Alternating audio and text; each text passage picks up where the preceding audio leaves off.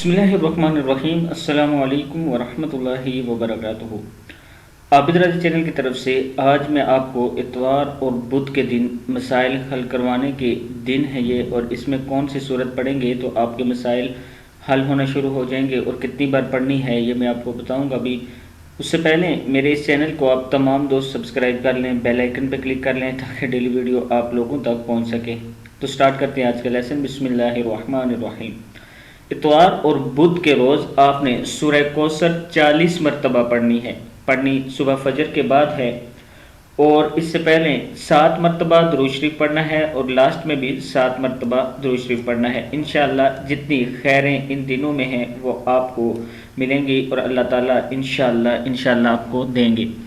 اتوار اور بدھ کو آپ نے سورہ کوثر 40 مرتبہ پڑھنی ہے۔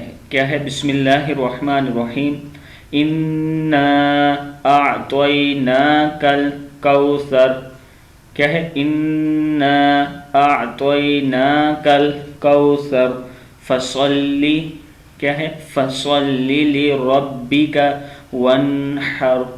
فَصَلِّ لِرَبِّكَ وَانْحَرْ إِنَّ شَانِئَكَ هُوَ الْأَبْتَرُ۔ کیا ہے یہ؟ اِنَّ شَانِئَكَ هُوَ الْأَبْتَرُ۔ پھر سن لیں، اتوار اور بدھ کو آپ نے صبح فجر کی نماز کے بعد 40 مرتبہ سورہ کوثر پڑھنی ہے۔ شروع میں بھی 7 مرتبہ درود پاک، اور لاسٹ میں بھی 7 مرتبہ درود پاک پڑھنا ہے۔ اس سے یہ ہوگا کہ آپ کی روزی میں برکت ہوگی، آپ کے مسائل حل ہونا شروع ہو جائیں گے انشاءاللہ۔